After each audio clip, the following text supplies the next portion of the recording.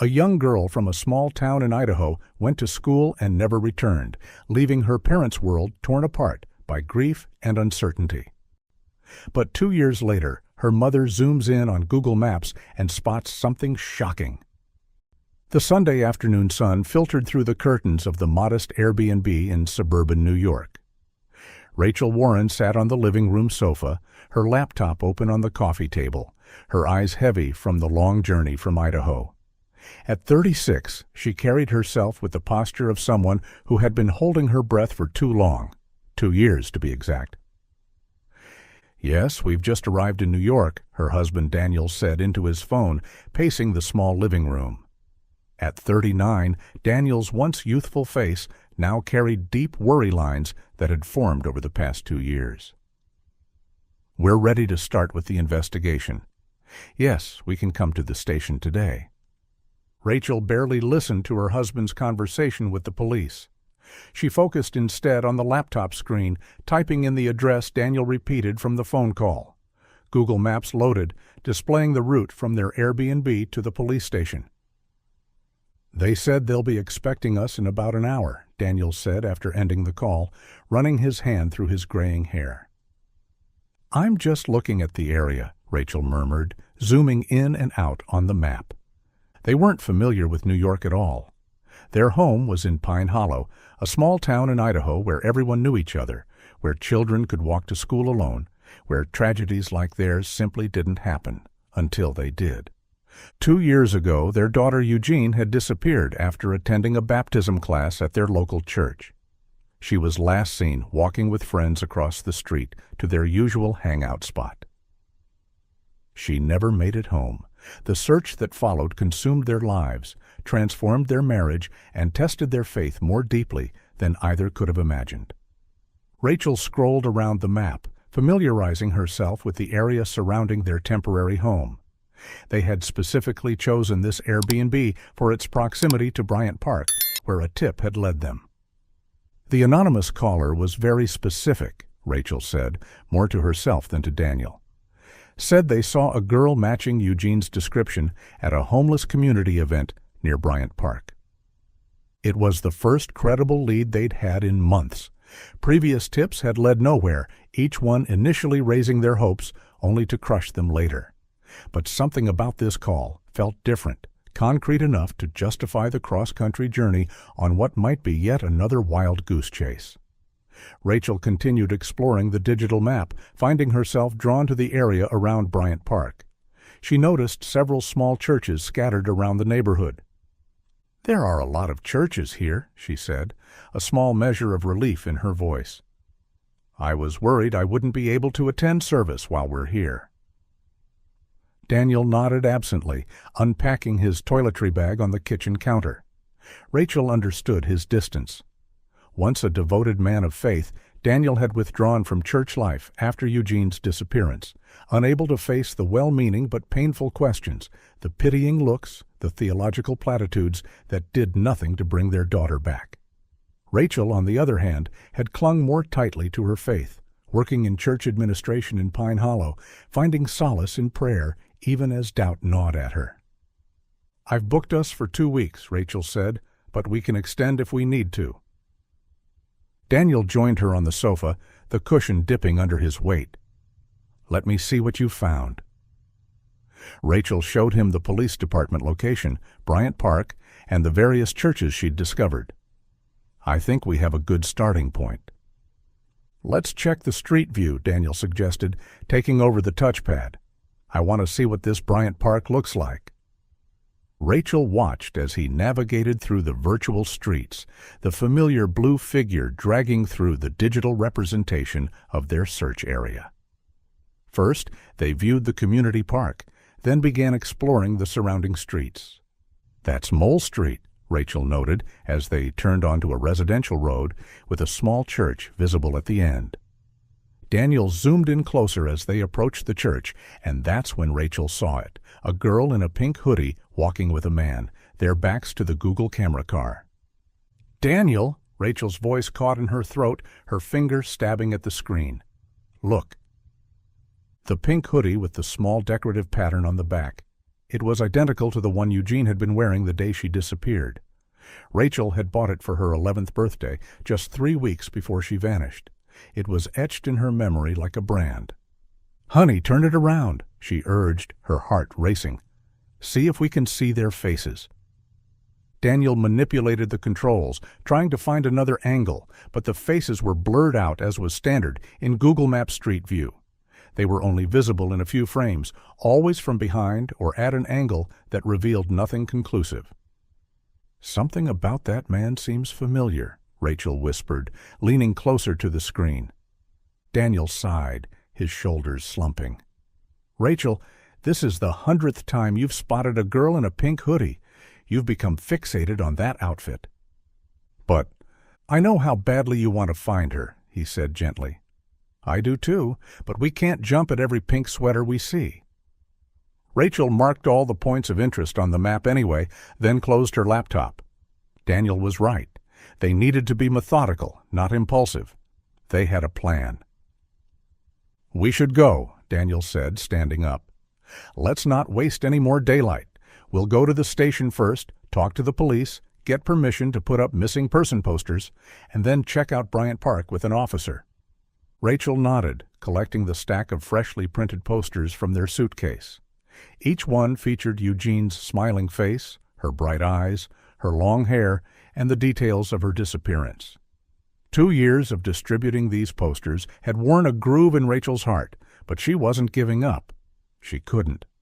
As they headed to the car, Rachel couldn't shake the image of the pink hoodie on Mole Street. "A mother knows," she thought to herself. "A mother always knows." Rachel drove carefully through the unfamiliar New York streets, following the blue line on her phone's GPS. Daniel sat beside her, reviewing the case notes they'd compiled for the local police. "Turn right at the next light," the robotic voice instructed. As they approached the intersection, Rachel realized they were passing Bryant Park. "Look," she said, slowing down slightly. "That's the park from the tip." The park was vibrant even in the late afternoon. Children playing, couples walking hand in hand, a small gathering near a gazebo that might have been a community event similar to the one described in the anonymous tip. Rachel felt an urge to stop, to get out and search every face, to call Eugene's name until her voice gave out. "We'll come back later," Daniel reminded her gently, sensing her thoughts. "On our own, it might be fruitless. We need the help of trained eyes." Rachel nodded reluctantly and continued driving. But as they approached the next turn, she spotted a street sign, Mole Street, and without thinking, she signaled and turned. "What are you doing?" Daniel asked, his voice sharpening. "This is the wrong way." Rachel kept her eyes on the road. "I want to visit the church we saw on Google Maps, just for a moment." "Rachel?" "I need to pray, Daniel," she said, though they both knew that wasn't the full truth. "Just a short prayer before we talk to the police." Daniel leaned back against the headrest, his frustration evident. "There won't be a service at this time of day. We're wasting precious time. You can pray in the car. God will hear you regardless. He's not confined to church buildings." His voice took on a hint of bitterness. "You know that doctrine well enough?" Rachel remained silent, her eyes scanning the street, looking for any sign of a pink hoodie, any familiar faces. The street was quiet in the late afternoon lull. "You just wanted to check the street, didn't you?" Daniel said, not really asking. "Where you saw that girl walking. I know you, Rachel, but you won't find them there. Those were just past satellite images." "I know," Rachel admitted quietly. "But I just felt this pull. I can't explain it. The police will always be at the station, but I needed to respond to this. Call in my heart." Daniel studied his wife's profile, noticing the determined set of her jaw that had become so familiar over the past 2 years. He'd learned when to push and when to surrender, and he recognized this as one of the latter moments. The church came into view, a small brick building with a white cross above the entrance. Rachel pulled into the nearly empty parking lot and turned off the engine. "I'll wait outside," Daniel said, unbuckling his seatbelt. "I need some fresh air, and let the police know we'll be a bit late." Rachel watched him exit the car, his tall frame stooped slightly with the weight of their shared burden. They had once moved in perfect sync, their marriage a dance of mutual support and understanding. Now they often felt like strangers sharing a tragedy, each processing their grief in ways the other couldn't fully comprehend. She gathered her purse and a small Bible she always carried, Eugene's name inscribed on the leather cover, a gift for her 10th birthday. The binding was worn from Rachel's daily readings, from the desperate prayers whispered into its pages. As Rachel approached the church entrance, a sense of both trepidation and strange certainty washed over her. She couldn't explain the feeling, not to Daniel, not to herself, but something had drawn her to this specific place. Whether it was divine guidance or a mother's intuition, she was going to follow it.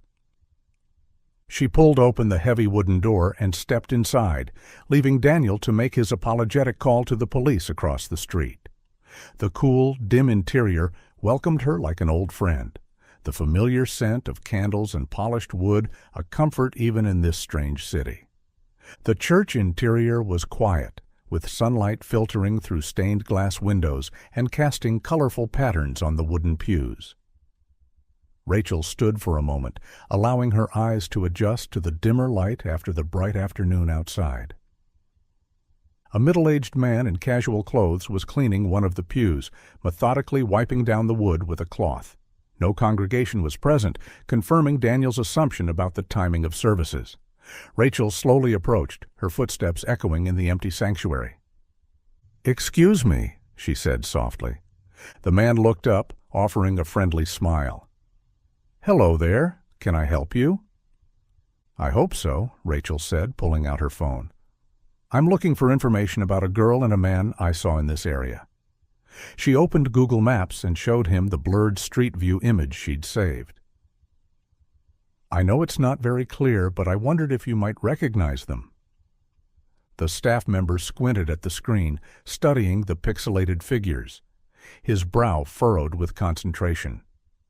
"It's hard to tell with the blurring, but something about them does look familiar." He handed the phone back. "Are they friends of yours?" Rachel hesitated, unsure how much to share with a stranger. "I'm trying to find my daughter. She's been missing for 2 years, and I'm following every possible lead." The man's expression shifted to one of sympathy. "I'm so sorry to hear that. Before he could finish, the door to a back office opened, and 2 men stepped out. They were engaged in conversation, both wearing the distinctive clerical collars of Protestant ministers. Rachel's breath caught in her throat as she studied the second man. "Thank you for your help," she said hastily to the staff member, then made her way toward the 2 priests. The pastor in the formal robe noticed her approach and paused his conversation. "Good afternoon. Can I help you?" "Yes, hello," Rachel said, extending her hand. "I was just admiring your beautiful church." "Pastor Graham," the man introduced himself, shaking her hand. "I'm the senior pastor here. This is Evangelist Matthew, who's been guest preaching for us these past 2 weeks." "Evangelist Matthew?" she said, her voice barely above a whisper. The minister looked at her with a moment of blank confusion before his expression cleared. "I'm sorry. Have we met?" Rachel stepped closer. "I'm Rachel Warren from Pine Hollow, Idaho. I work at First Protestant Church there. I was part of the team that invited you to preach at our Sunday service a few years ago." She smiled, trying to jog his memory. "I arranged your accommodations and helped with all the logistics for your visit." Evangelist Matthew continued to look at her with polite confusion. Rachel pressed on. "You led our prayer group and did an altar call." A woman in a wheelchair was healed. It was quite remarkable. Everyone talked about it for months. A flash of recognition, or what appeared to be recognition, crossed his face. "Ah, yes, Rachel Warren, of course. What a blessed event that was." He smiled broadly. "The Lord works in mysterious ways, doesn't he?" I never forget a healing, though sometimes the faces of those who assist blur together after so many church visits. Rachel nodded, understanding. A traveling evangelist like Matthew would visit dozens of churches every year. It's a pleasure to see you again. Are you serving here now? Just a guest pastor, Matthew explained, his voice warm and confident. I'm here for 2 weeks before continuing my church tour. This is actually my final day. I'll be preaching at the evening service tonight, then catching a night flight out of New York. What an incredible coincidence to meet you here, Rachel said, though in her heart she wondered if it was coincidence at all. Perhaps this was what had drawn her to this particular church, God's hand guiding her steps. Indeed, Matthew agreed. What brings you to New York? So far from home? Rachel's smile faltered. My daughter, Eugene. She went missing 2 years ago, shortly after your visit to our church, actually. She pulled out one of the posters from her bag, unfolding it to show them Eugene's photograph. We received a tip that someone saw a girl matching her description near Bryant Park. My husband and I came immediately. Evangelist Matthew stared at the photo, his expression unreadable for a moment. He seemed to stiffen slightly, though Rachel wasn't certain if she was imagining it. Pastor Graham moved forward, placing a comforting hand on Rachel's arm. Oh, my dear, what a terrible ordeal for your family. Let us pray together for Eugene's safe return. The three of them formed a small circle, Pastor Graham taking Rachel's hand in his. Evangelist Matthew joined after a slight hesitation. Pastor Graham led a heartfelt prayer for Eugene's safety and for God's guidance in the search. When they finished, Evangelist Matthew stepped forward and embraced Rachel. The hug was friendly at first, but then tightened, almost as if he was holding her in place. Rachel felt a moment of discomfort as he seemed to inhale deeply, as though taking in her scent. Something about the gesture felt invasive, inappropriate, not at all like the comforting embrace of a spiritual leader. As they separated, Rachel noticed something strange. In the breast pocket of Matthew's suit, partially visible for just a split second, was what appeared to be a photograph. The image was facing inward, but the paper was thin enough that Rachel could make out the silhouette of what looked like a young girl. Before she could process what she'd seen, Matthew straightened his jacket, noticing the protruding edge of the photo and quickly tucking it deeper into his pocket. A photo of my daughter, he explained smoothly. I carry it everywhere. She's always in my heart. Rachel nodded, trying to hide her unease. The silhouette had looked familiar, too familiar. We'll certainly mention your daughter to our congregation at tonight's service, Pastor Graham assured her. Many eyes are better than few when searching for someone. Thank you, Rachel said, gathering her composure. I should go. My husband is waiting, and we need to get to the police station. As she turned to leave, she couldn't shake the feeling that something wasn't right. The way Evangelist Matthew had reacted to Eugene's photo, the strange embrace, the glimpse of the photograph in his pocket, all of it sent warning signals through her mind. But surely she was being paranoid? This was a man of God, respected in many churches across the country. Still, as she walked toward the exit, Rachel felt a chill that had nothing to do with the church's air conditioning. Rachel stepped out of the church into the warm afternoon sun, her mind racing. The suspicion that had taken root inside couldn't be easily dismissed, no matter how irrational it might seem to others, to Daniel especially. She spotted her husband sitting in their rental car, the driver's side door open to catch the breeze. His expression was thunderous, and she steeled herself for his frustration.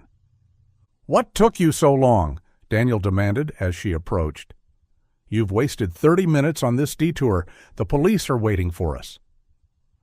Rachel slid into the driver's seat, but kept the door open. "Daniel, you won't believe who I just met inside.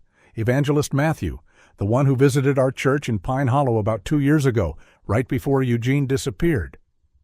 Daniel looked unimpressed. "So?" "There's something off about him," Rachel insisted, lowering her voice despite being alone in the car.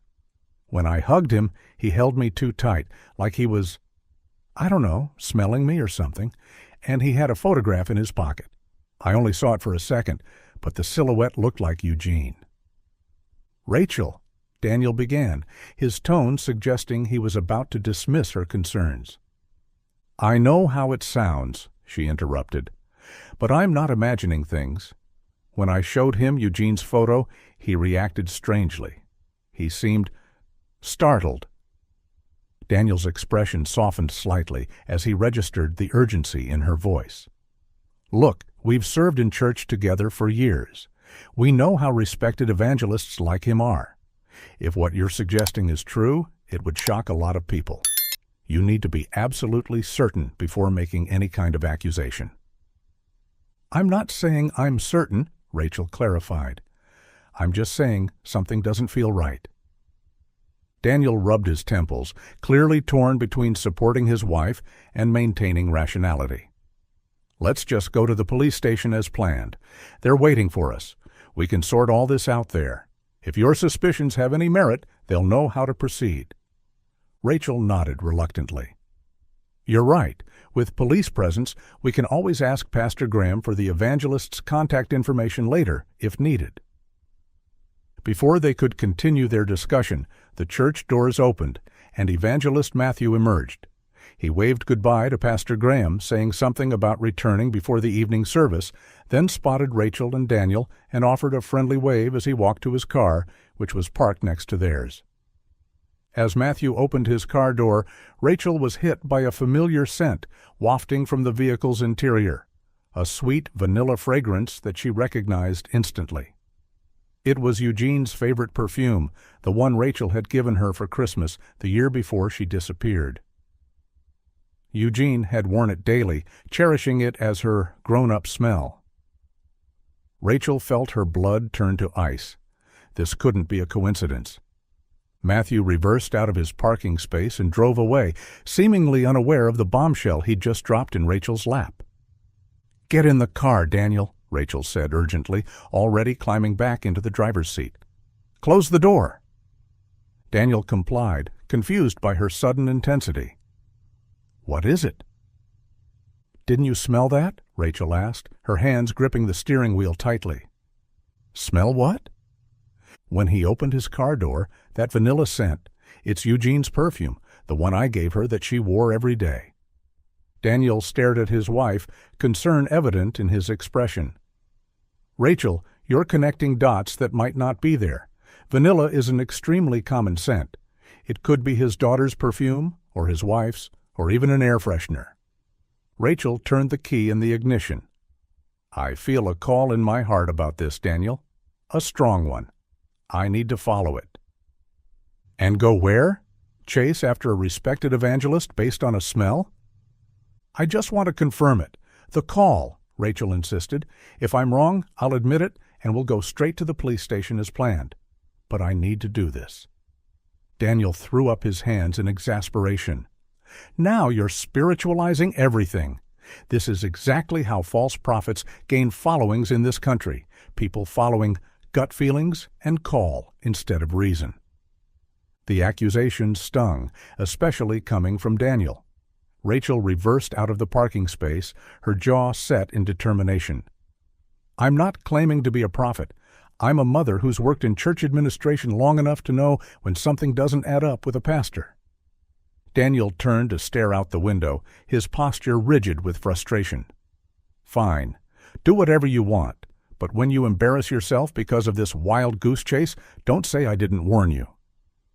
The car filled with tense silence as Rachel pulled onto Mole Street, following in the direction the evangelist had gone. Her heart pounded in her chest, torn between fear of being right and fear of being wrong. If she was mistaken, she was delaying their meeting with the police for nothing. But if she was right, they might finally find Eugene. Rachel tightened her grip on the steering wheel and pressed on, following the instinct that had brought her to this moment, a mother's intuition that refused to be silenced. Rachel maintained a careful distance behind Evangelist Matthew's car, making sure to stay far enough back that he wouldn't notice them following. Daniel sat beside her in stony silence, his arms crossed over his chest, his disagreement radiating from every pore. "This is ridiculous," he muttered after several minutes. "We can't call the police because we have nothing but your suspicions and a vanilla scent. We're wasting valuable time." "Just bear with me," Rachel pleaded, her eyes fixed on the evangelist's sedan. "If I'm wrong, I'll never do something like this again."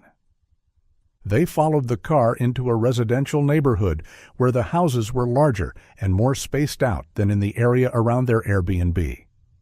Finally, Matthew pulled into the driveway of an attractive two-story home with a well-maintained garden.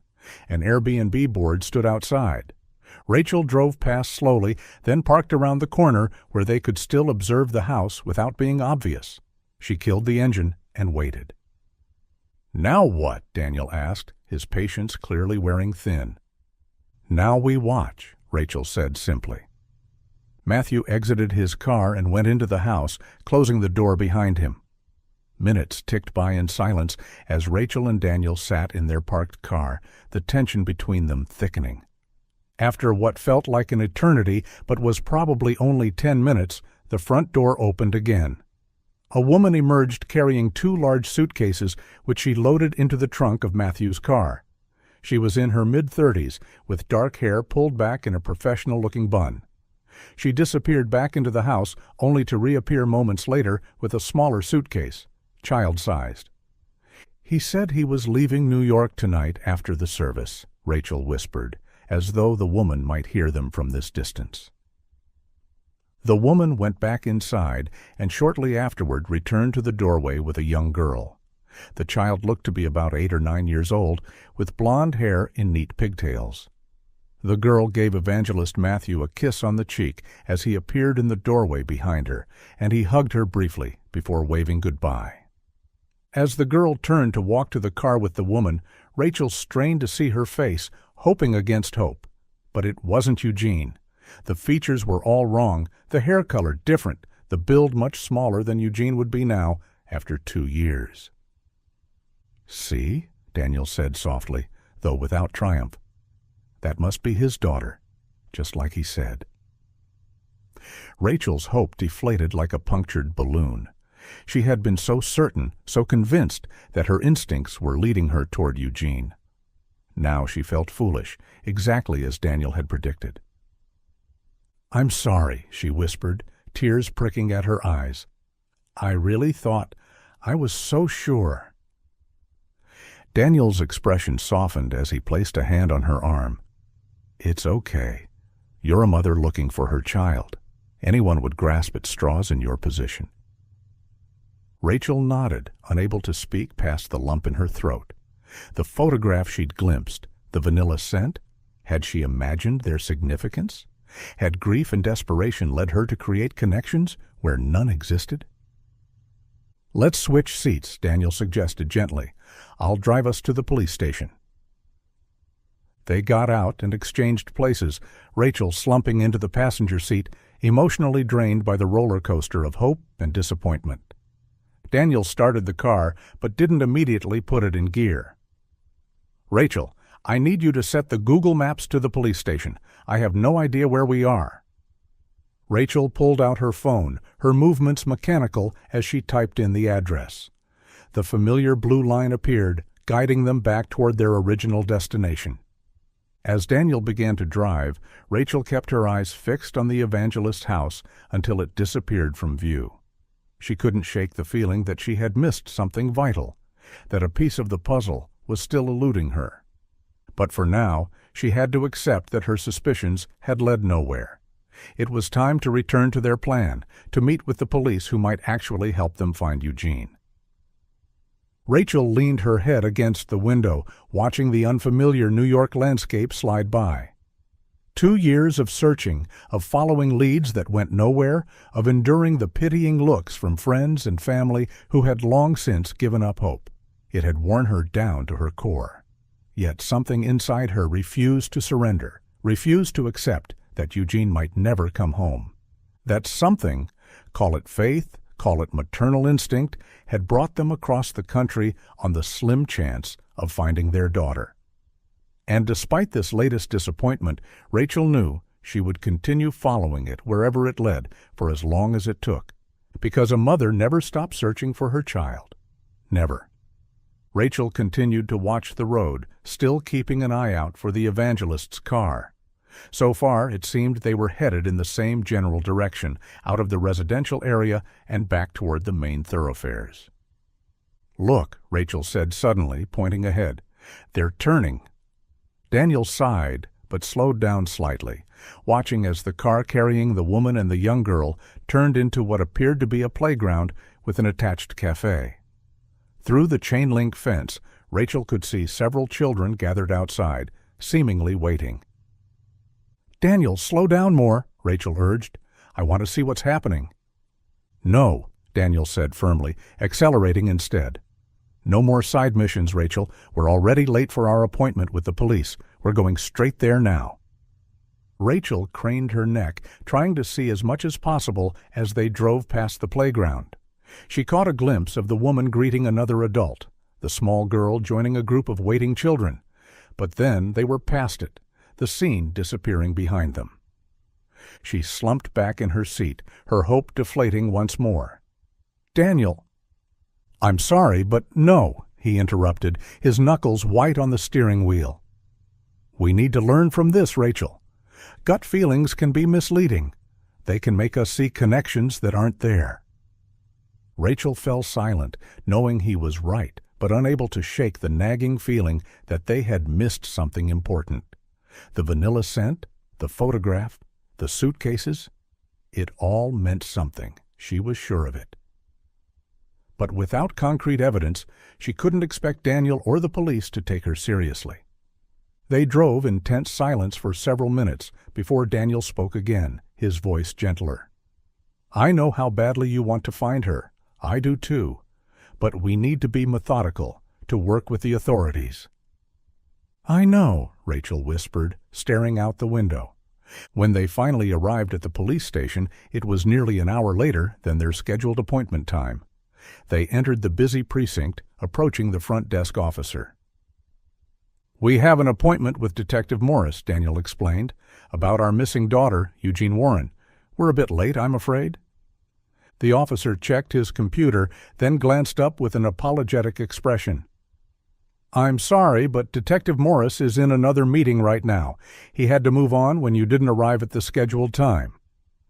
Daniel shot Rachel a pointed look before turning back to the officer.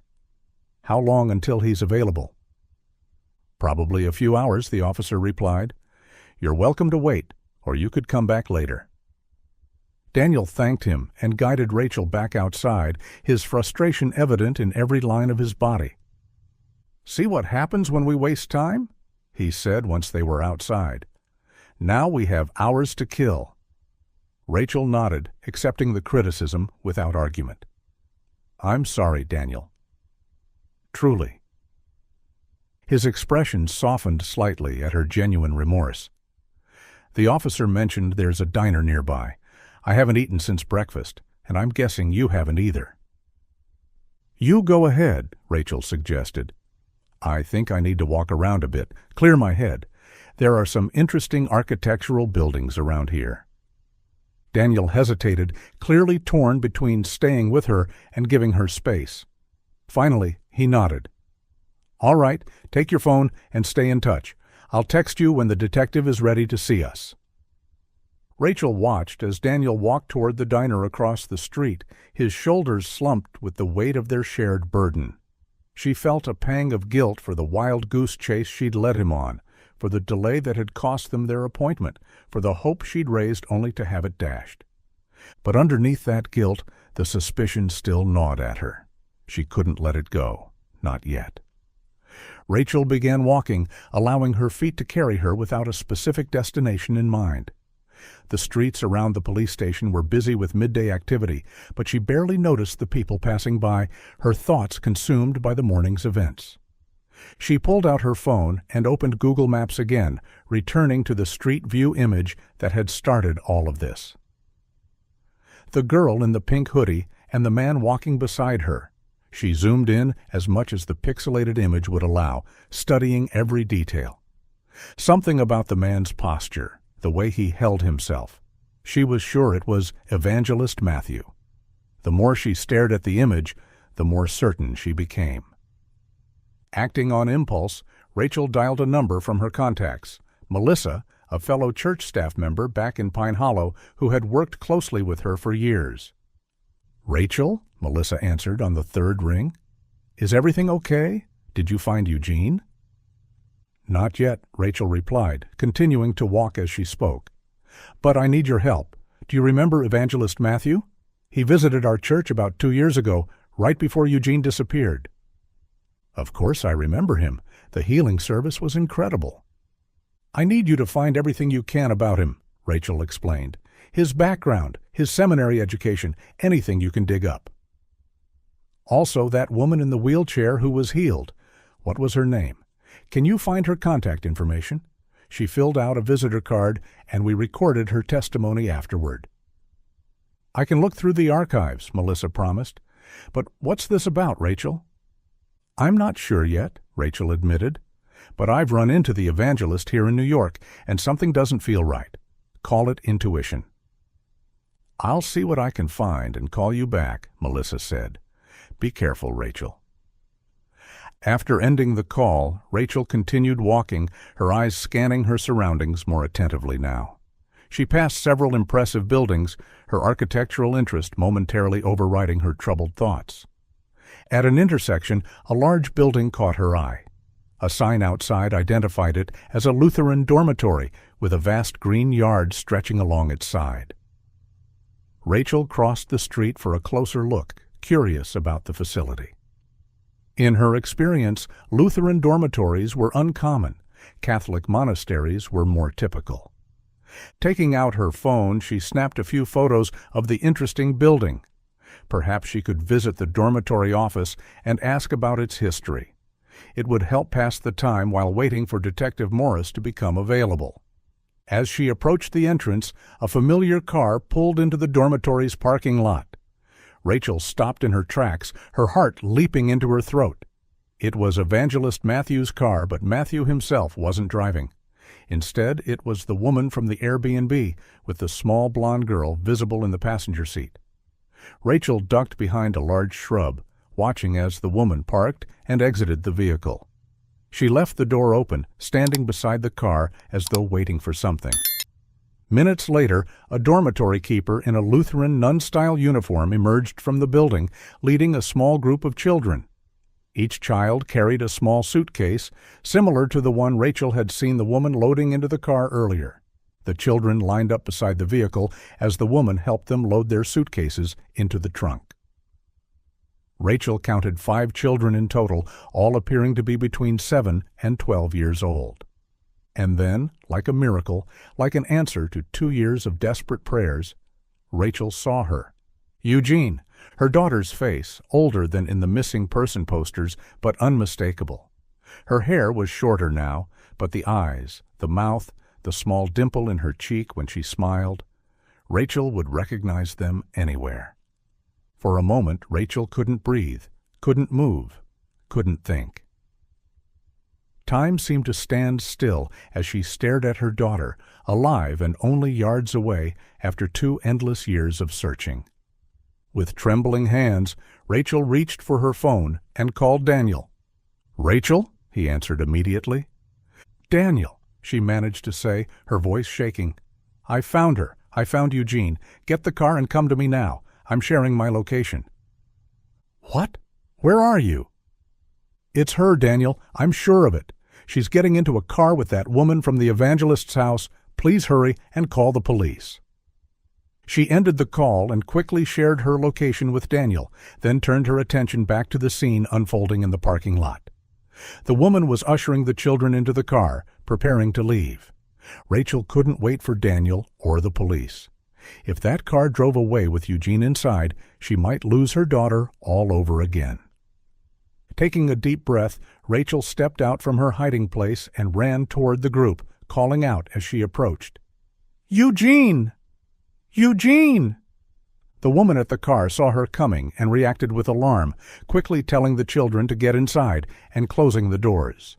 She rushed to the driver's seat, thanking the dormitory keeper who stood by, looking confused by the sudden commotion. Before the woman could start the engine, Rachel reached the car and pounded on the window, her eyes locked on her daughter in the back seat.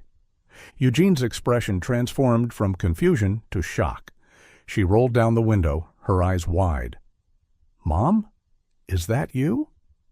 Then, turning to the woman in the driver's seat, Eugene asked in a bewildered voice, "Did God make my mom alive again?" The woman started to say something, but Rachel was already opening the back door, gathering Eugene into her arms, the feeling so familiar yet so desperately missed that it brought tears streaming down her face.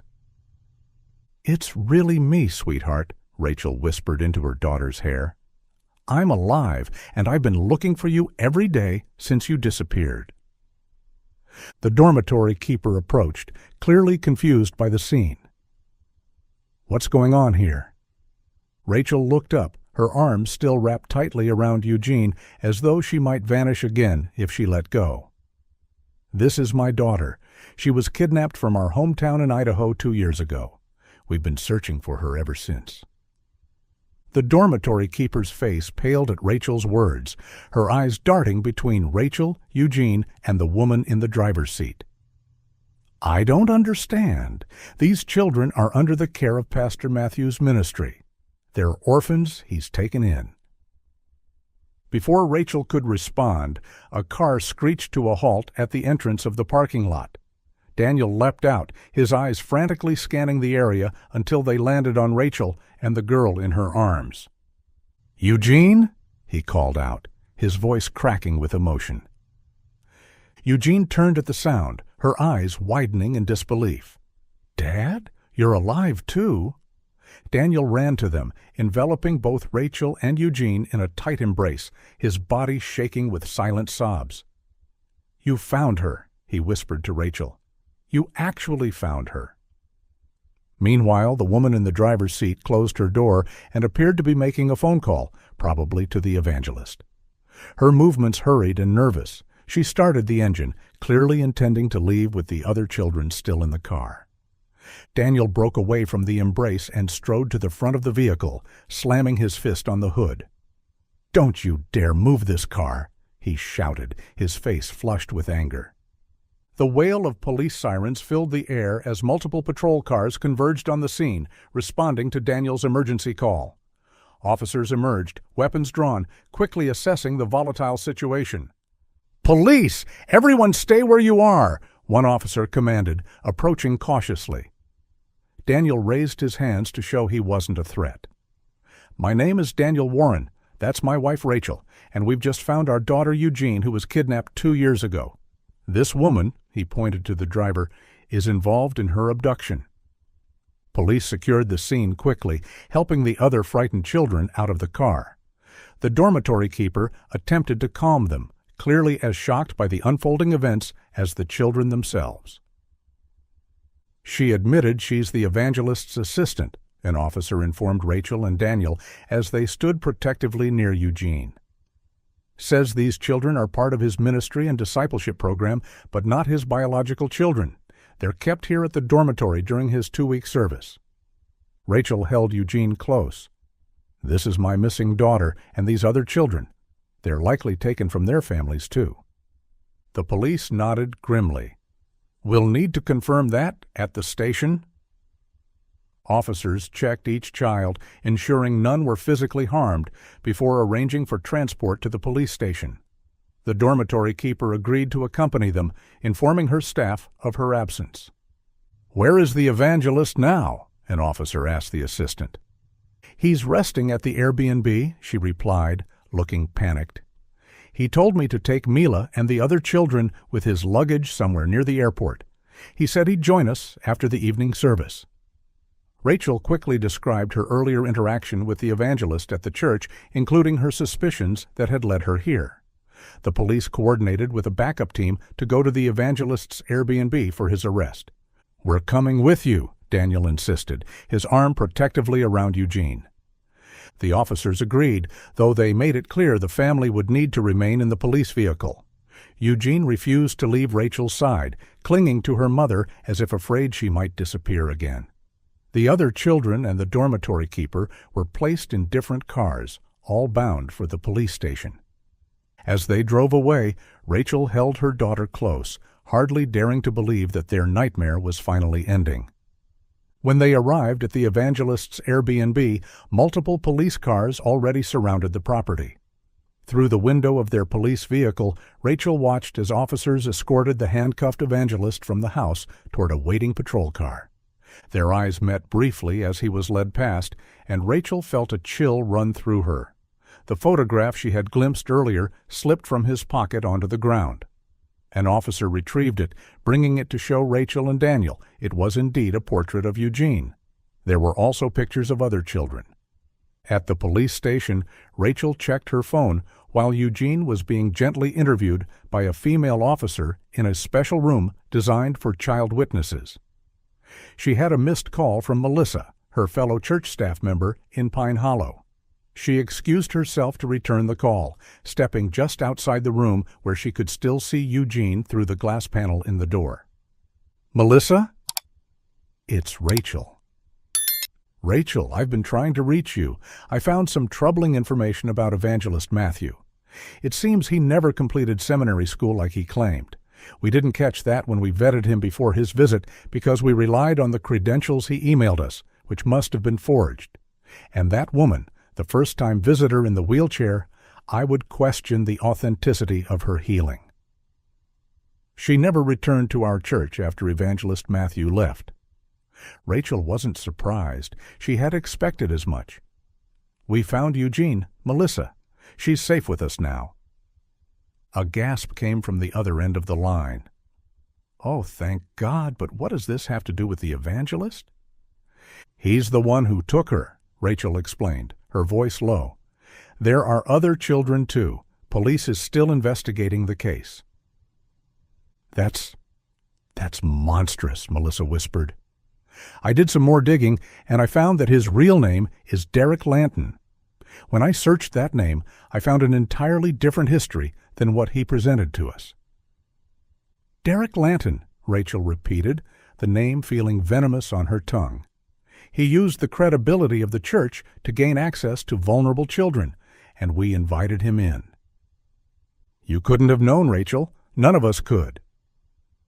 After ending the call, Rachel ran a quick internet search for the name Derek Lanton. The results confirmed what Melissa had said. The man they knew as Evangelist Matthew shared the same face as Derek Lanton, a man with a history of fraud charges in other states. Rachel returned to the family room, sharing what she'd learned with Daniel. "I feel responsible," she admitted. "I was the one who checked his credentials before we invited him to speak at our church. I should have been more thorough." Daniel shook his head. "This isn't on you, Rachel. Con artists like him are experts at manipulation. You had no reason to suspect he was anything other than what he claimed to be." It was all my mistake, Daniel." Daniel saw her distress and placed a comforting hand on her shoulder. "God led us here," he said softly. "What was meant for harm has been turned to good." Before they could discuss it further, Detective Morris entered the room. He was a serious-looking man in his 50s, with kind eyes that belied his stern expression. Eugene stood next to him. The family was escorted to a private room where Detective Morris joined them. "Mr. and Mrs. Warren," he began, taking a seat across from them. "First, let me say how glad I am that you found your daughter. Cases like these don't often have such happy endings. Eugene had agreed to share all the details with you personally, even though she had told us everything about what had happened since her disappearance. After the baptism class, I was walking with my friends, but we split up at the corner," she explained. "Father Matthew, that's what he made us call him, appeared in his car and told me Mom and Dad had been in a terrible accident." Rachel's heart clenched as Eugene continued. "I believed him because we're a religious family, and I thought priests always told the truth. He took me to a funeral where I saw photos of Mom and Dad, and the coffins too." "A fake funeral?" Rachel whispered, horrified by the elaborate deception. Eugene nodded, tears filling her eyes. I couldn't believe it when I saw you today. I've prayed every day for you to return, even though Father Matthew said I'd only see you again in heaven. When asked what the man had done to her, Eugene explained, he would take us in turns to his room. We'd watch movies and play board games. He said we were there to test and strengthen his faith in God. The rest of the interview focused on Rachel and Daniel, who provided their account of events. Rachel explained how she had found Eugene through a combination of coincidence, intuition, and persistence. Detective Morris explained that they had determined Matthew, or rather Derek Lanton, was a charismatic but manipulative predator who had preyed on the trust people placed in religious figures. He appears to have taken children while traveling between churches, the detective explained. He must have used forged credentials. We'll be investigating thoroughly. What happens now? Daniel asked, his arm protectively around Eugene. We've arrested both the man known as Evangelist Matthew, or Derek Lanton, which is his real name, and his assistant, Carla Benson. They're facing multiple charges, including kidnapping, fraud, identity theft, and child endangerment. What about the other children? Rachel asked, thinking of the frightened faces she'd seen at the dormitory. We're searching databases and contacting their families, Morris assured them. They come from various states across the country, so reunification will take some time. But Eugene here is very fortunate. Her family found her. After the interviews concluded, they stayed in the family room. Daniel apologized for doubting Rachel's intuition earlier and calling her a false prophet. Rachel smiled at the memory. We shouldn't lose faith just because one priest was a bad person, she said gently. It doesn't mean all churches are corrupt. After all, it was a church that led us to finding our daughter again. A knock at the door interrupted them. Pastor Graham stood in the doorway, his face lined with distress. I hope I'm not intruding, he said hesitantly. Detective Morris invited him in, and the pastor approached the family, his hands clasped before him. I wanted to come personally to express how deeply sorry I am for what happened, he said, his voice thick with emotion. We had no idea that we were harboring such evil in our midst. We've canceled tonight's service, of course. This wasn't your fault either, Pastor, Rachel said, surprising herself with her forgiveness. He deceived everyone. A commotion outside drew their attention. Through the glass wall of the family room, they could see the police leading Matthew, Derek, across the station in handcuffs. Their eyes met briefly, and Rachel felt a chill run down her spine at the emptiness she saw there. Pastor Graham stepped forward again. If you're staying in the area, I'd like to invite you to our prayer service next Sunday. Our congregation would be honored to celebrate Eugene's return with you, and perhaps your testimony might bring hope to others who are still searching for their loved ones. Rachel looked to Daniel, who nodded. We'd be honored, she said. After all, it was a church that led us to finding our daughter again. Later, as they sat together in their Airbnb, Eugene sleeping peacefully between them for the first time in 2 years, Rachel reflected on the journey that had brought them here. A random tip, a Google Maps image, a mother's intuition that refused to be silenced, all converging to create the miracle they had prayed for. I'm sorry I doubted you, Daniel said softly, careful not to wake Eugene. When you saw her on Google Maps, when you insisted on following Matthew's car, you were right all along. Rachel smiled, brushing a strand of hair from Eugene's forehead. Faith takes many forms, she said. Sometimes it's about believing in what you can't see, and sometimes it's about trusting what you know in your heart to be true, even when others doubt. Daniel reached across their sleeping daughter, taking Rachel's hand in his. Our faith was tested in ways I never imagined possible. I nearly lost mine entirely. But not completely, Rachel noted. You were still beside me, still searching, still hoping. Because of you, Daniel admitted. Your strength carried us both. They sat in comfortable silence, listening to Eugene's steady breathing, each lost in their own thoughts about the remarkable journey that had led them here. A journey of loss and discovery, of doubt and faith, and ultimately of a family made whole again against impossible odds.